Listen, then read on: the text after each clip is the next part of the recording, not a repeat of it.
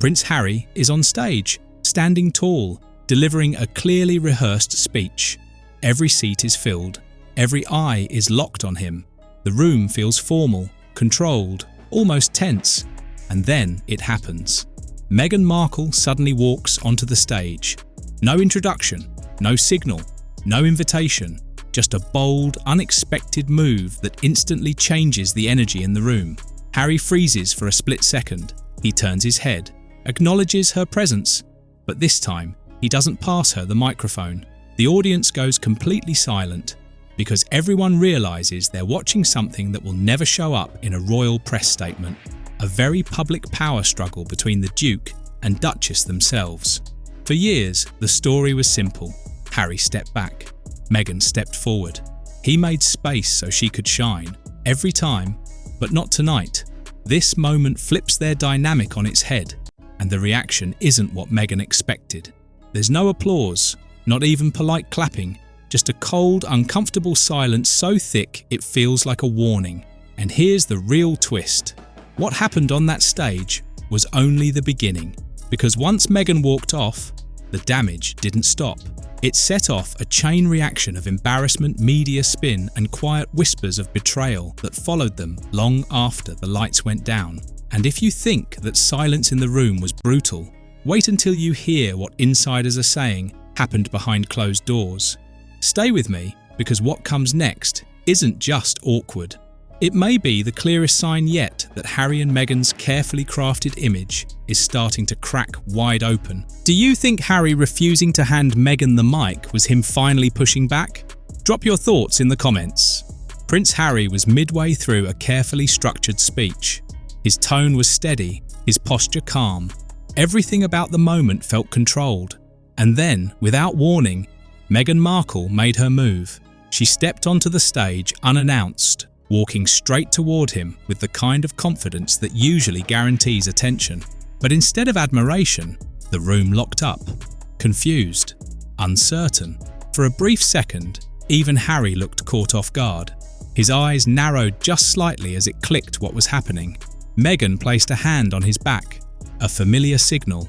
In past appearances, that exact gesture always ended the same way, Harry stepping aside and instantly handing over the microphone. But not this time. His grip tightened, his shoulders squared, and instead of yielding, he kept speaking. That tiny refusal, easy to miss if you weren't watching closely, hit like a lightning strike. This wasn't just hesitation, it was defiance. A visible shift in their dynamic, happening in real time under the glare of cameras. The energy in the room changed instantly. What should have been a smooth, united moment suddenly felt uncomfortable. Like watching a private disagreement play out in public without a single word spoken. Meghan forced a smile. Her hand lingered just long enough to make it clear she wasn't backing down. But Harry didn't flinch. His eyes stayed locked on the audience, his voice steady, as if sheer focus could power through the tension unfolding inches away. The crowd felt it. There was no applause, no polite clapping, no sympathetic chuckles, just silence. Meghan stood beside him, smile frozen, waiting for the acknowledgement she clearly expected. Seconds stretched into minutes, and the longer that pause lasted, the heavier the moment became. It was the kind of silence that screamed louder than any applause ever could. Harry continued his speech, unfazed on the surface, determined not to acknowledge the awkward standoff. Meghan remained in the spotlight, visibly waiting for a nod, a cheer, a single person to break the tension. But no one did. The audience wasn't hostile. It was worse. They were indifferent. And in the world of royalty, indifference is the cruelest form of rejection. With no reaction to cling to, Meghan finally shifted her weight, glanced toward Harry, and slowly retreated to the sidelines. The walk back wasn't long, but it might as well have been a mile. Every step away from the podium felt like a concession, a quiet admission that the room had chosen a side and it wasn't hers. People inside the venue later described the atmosphere as ice cold, the kind of silence where everyone knows something has gone wrong, but no one dares to react. Meghan's exit wasn't planned, and everyone could feel it. But the silence wasn't the end. It was just the beginning of the humiliation. By the next morning, That awkward moment on stage had practically disappeared, at least from mainstream coverage. Major outlets never aired the unedited footage. Instead, polished still photos flooded the headlines. Meghan smiling confidently, Harry standing beside her, the two of them looking perfectly aligned. To the casual viewer, it appeared nothing unusual had happened at all. The tension was erased, the rejection made invisible. What the cameras actually captured was carefully cut away, replaced with glossy images meant to rewrite the story and protect the illusion. Social media, however, told a very different story. Clips began surfacing online showing the raw, unfiltered moment, Meghan stepping forward, the room freezing, Harry refusing to hand over the microphone.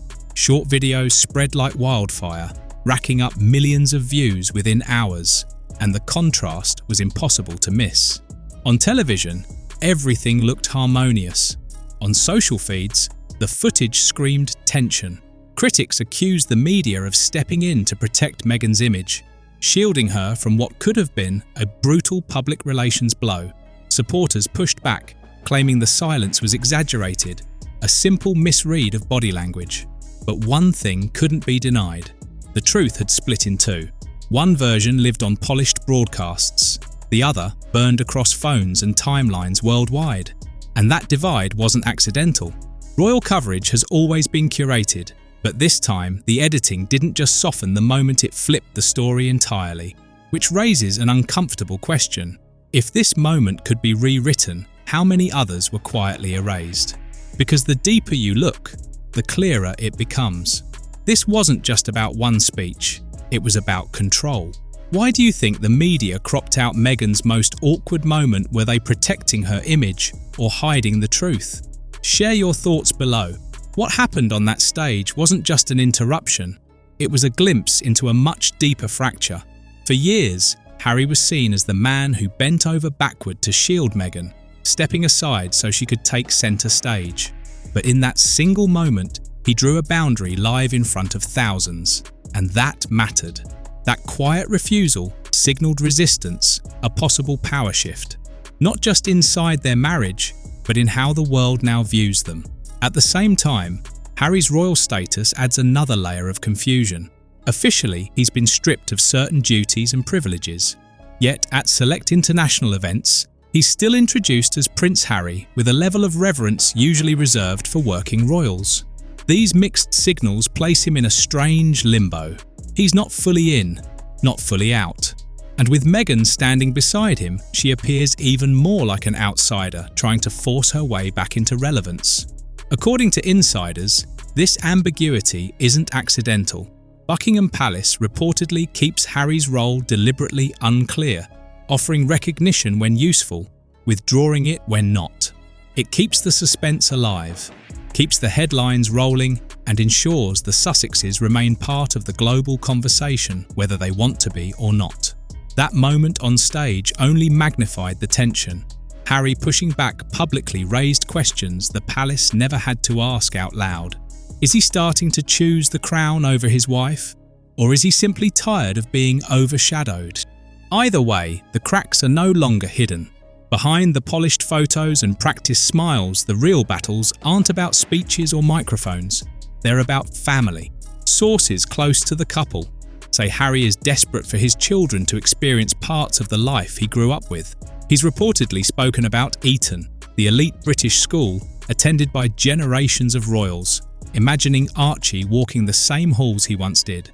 For Harry, it isn't just about education, it's about heritage, identity, a connection to the world he walked away from. Meghan, however, is said to have zero interest in raising their children in the UK. Her preference is California, far from royal rules, tradition and scrutiny. But the disagreement goes deeper than location. Insiders claim Meghan has shut down conversations about British schooling entirely, unless, as one source put it, appropriate concessions are on the table, financial, security-related or otherwise. To some, it sounds less like compromise and more like leverage. This tug-of-war has become a symbol of their relationship. In private, Meghan appears to hold the upper hand, firmly steering the family's direction. Harry, once content to follow, is now showing signs of resistance. Friends describe him as increasingly frustrated, torn between loyalty to his wife and a quiet longing for the life he left behind. The irony: their children are now caught in the middle, not just kids, but pawns in a larger struggle between tradition and independence, loyalty and rebellion. And while the audience only witnessed a microphone snub, those close to the couple insist the real power struggle is happening far from the cameras. If Meghan's sudden move onto the stage was bold, what followed was brutal. Event organisers made a quiet but unmistakable adjustment. Meghan was kept out of the spotlight for the remainder of the evening. Instead of her usual front and centre placement, she was escorted to a side seat close enough to be seen, but far enough to send a message. No announcement was made. None was needed. Her role had been downgraded, and the optics only made it worse. Observers noted that her designer gown, meant to dazzle, looked oddly ill-fitted under the harsh lights. Social media quickly picked up on her tense expression, the smile that never quite reached her eyes. While Harry continued mingling with guests, Meghan remained seated, clapping at the right moments, rarely engaged, largely ignored. For someone used to commanding the room, the silence from the crowd and the indifference from organisers landed like a quiet humiliation.